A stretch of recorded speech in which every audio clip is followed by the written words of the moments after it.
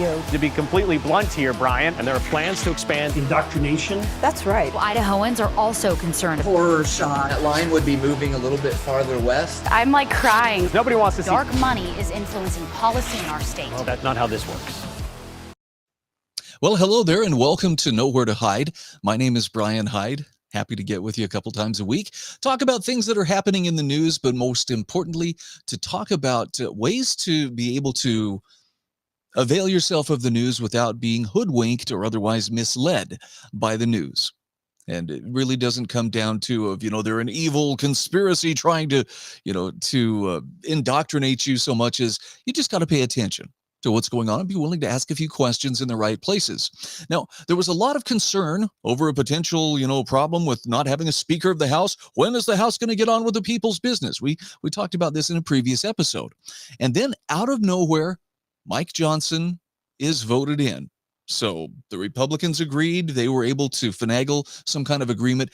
And here comes the media to express its concerns. But I want you to pay close attention to the kind of concern that they're expressing. Maybe this is justified, maybe it isn't. I'll let you be the judge of that. Who is Mike Johnson? The headline asks. New U.S. House Speaker belongs to GOP's religious conservative wing. Uh-oh. I mean, not only is he GOP, but he's part of the religious conservative wing. And then, okay, here's the subheadline to give us a few more reasons to be a little bit doubtful. Johnson, a lawyer from Louisiana, was a strong backer of Trump's false claim that Trump won the 2020 presidential election. Now, did Trump actually claim this? I have to ask this because this seems like there could be a little sleight of hand here. I definitely heard Trump mount challenges as to whether there was fraud present or there were other reasons to believe that the end results may have been manipulated. But I don't believe those were ever heard in court.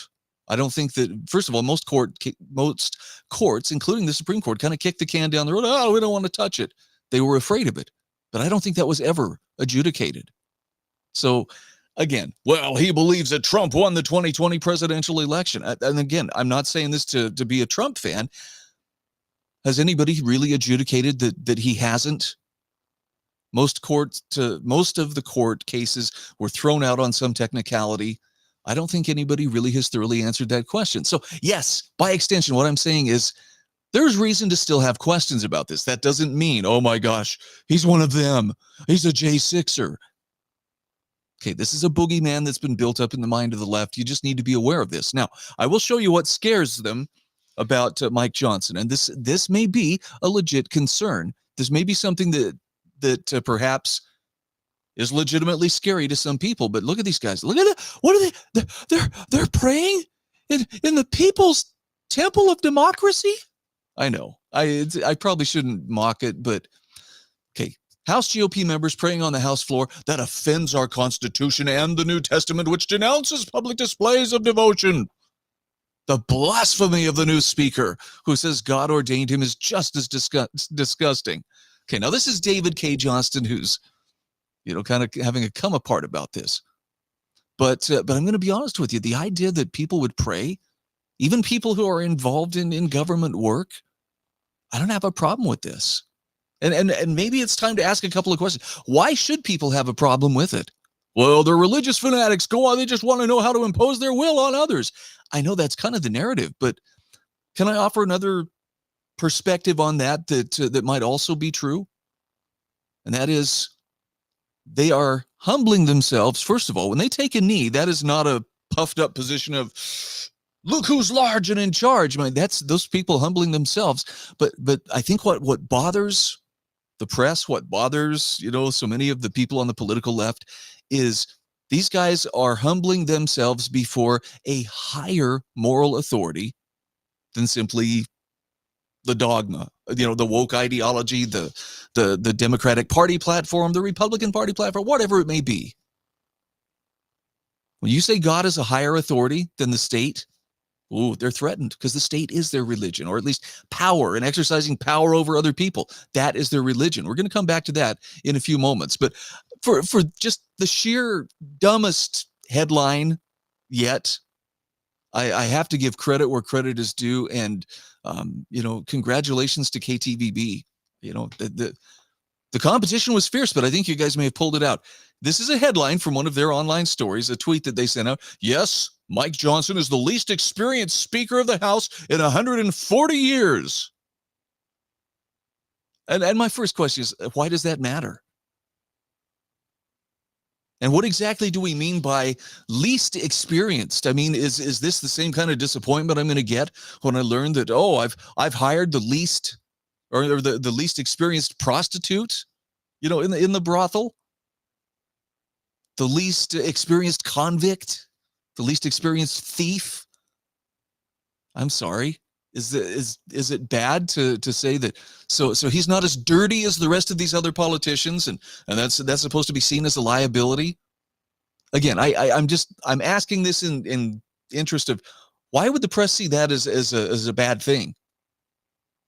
I think it may mean because they don't have dirt on him, or they don't know how to control him. It's a hunch. But anyway, moving on. Couple other things that I wanted to bring up here. So yes, the House has a speaker. Now we are ready to move on, and let's talk about a couple of other things that are taking place that deserve your attention.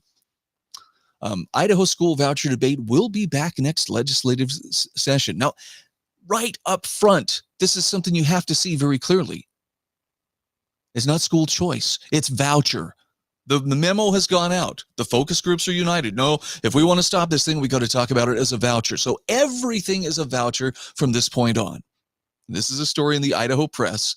Idaho school voucher debate will be back next legislative session. They're already framing it as if it's only about vouchers. It's not. We'll talk more about that in just a few moments. So let's dig into a couple of the particulars of this article, just so you can see. The idea of school vouchers, boom, again, wasting no time establishing this is all we're talking about. Educational savings accounts and other school choice programs, with the scare quotes, was among the divisive subjects that dominated much of the 2023 legislative session. And it's not going anywhere now. Representative Julie Yamamoto of Caldwell says she's been promised by supporters of these initiatives more legislation will come back in 2024. There were a variety of proposals introduced this year, but none of them passed. Thanks to rhinos. Yes, you're right. So the 75% Republicans, you're right. Because of them, it didn't pass. Idaho School Boards Association President Nancy Gregory and Homeschool Idaho Board President, or member rather, Adura Talley, also spoke on Wednesday to the idea of vouchers. Now, again, they call them vouchers, or using public funds toward private education. Okay, this is a straw man that they are setting up. Well, the vouchers, that we're talking about. There are numerous ways this could be done, that the money follows the students rather than simply has to stay within the system. What you're seeing here is a system that is fighting to be, I can't think of a nice way to say it. It's fighting to keep its parasitic share, which, as long as it's being fed taxpayer money, it is a parasite. The competition that school choice would bring would come from outside of that parasite realm, where they actually have to perform. They have to show, delivering on results, if people are going to continue to patronize their schools. Anyway, so they had this discussion. While they approached the concept from different perspectives, listen to this, all the panelists vocally opposed the idea of vouchers in most forms.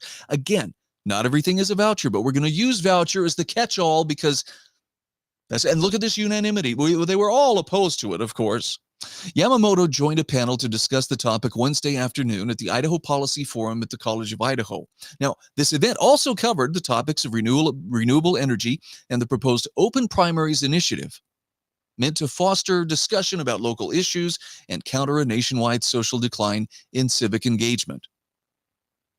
But just understand, the strategy has been introduced, and it's all vouchers, and that's all you're going to hear about when school choice comes back into the spotlight in the next legislative session. Now, Idaho Press says the panelists all pointed to what happened in other states that created educational savings accounts, or ESAs, which are when the state makes money available for parents to, that's taxpayer money available for parents to use for educational expenses, including private school tuition or homeschooling costs.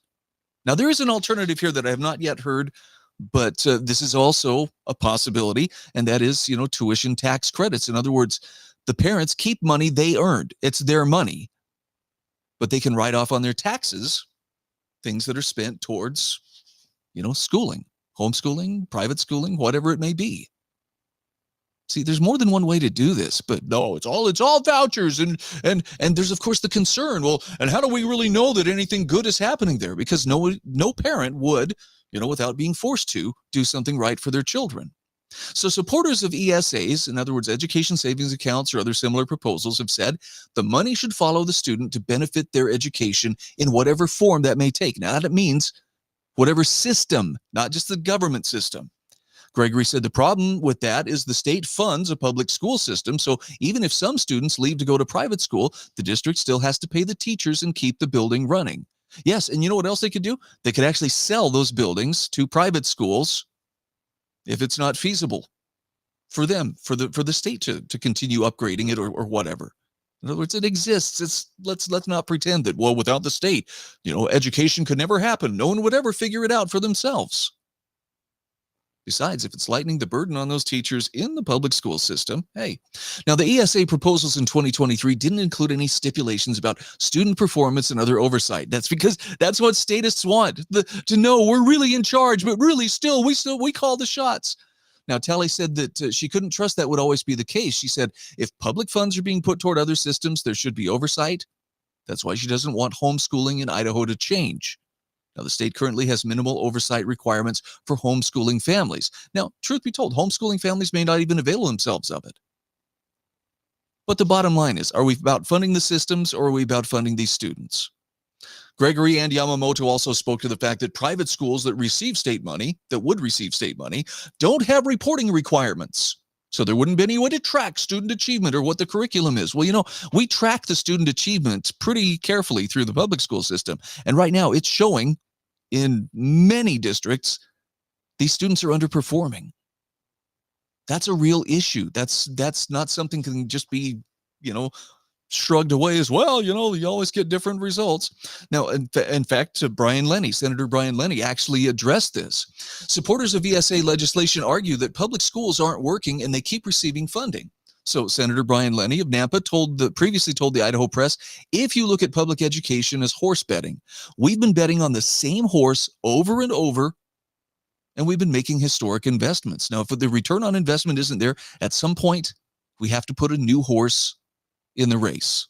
I know that's going to be hard cheese to swallow for some people, but again, the need is there, and it's not because public schools are entirely a failure. For some students, they work very well, but this one size fits all approach assumes everybody's exactly the same and has exactly the same needs and develops at exactly the same rate, and so they don't. But when you have a coercive agency like the state, taking money and administering it, this is what's going to happen. Can I make a suggestion? And this is, you don't have to take me up on this, but if you want to see what stories of school choice really look like, I would like you to go to idahofreedom.org. That's the Idaho Freedom Foundation. Look at their stories of education choice. And these are real families, okay? This is not some ad campaign. And, oh, look, we slicked them all up. They're AI generated, perfectly representing your demographic. These are just real families who would benefit from not so many central planners trying to tell them that there's only one way that this can go and it's our way. All right. Two quick quotes that I want to share with you to kind of end on, and this helps to illustrate why we have to keep a few things straight here. Politics is about defining, sorting, enabling, and enforcing values in a social context with special attention to the role of government. Societies, as Professor Orr rightly emphasizes, are complex among several dimensions. One of those dimensions is the voluntary compulsory dimension. Okay, this is where school comes in. You can see that what values will be taught through voluntary social methods and which will be sought through compulsory social methods. Now, again, this is Stephen R.C. Ricks that's saying this. But think about this whenever any policy is proposed or whenever any solution or even when a problem is described. How are we going about solving it? Are we using compulsory methods or are we using voluntary methods? Because there's two very different approaches here. Governments assert that their sovereignty is universal over society. They use instruments of compulsion, meaning police, courts, prison, the military, to enforce their sovereignty. So any political philosophy must have a clear principle for determining what subset of values the government is responsible for. Now, that's as true in your child's education as anything. So when the people in charge of a compulsory system are complaining that, well, if some of the money that is being taken by compulsory means to fund that system, if somehow some of that money were diverted towards systems that are, shall we say, less compulsory or having to compete in the free market, well, that would be a bad thing, wouldn't it? Does kind of seem to be what they're saying, though, doesn't it? Strange. Almost enough to hopefully make you want to take a little closer look. I'm Brian Hyde, and this is Nowhere to Hide.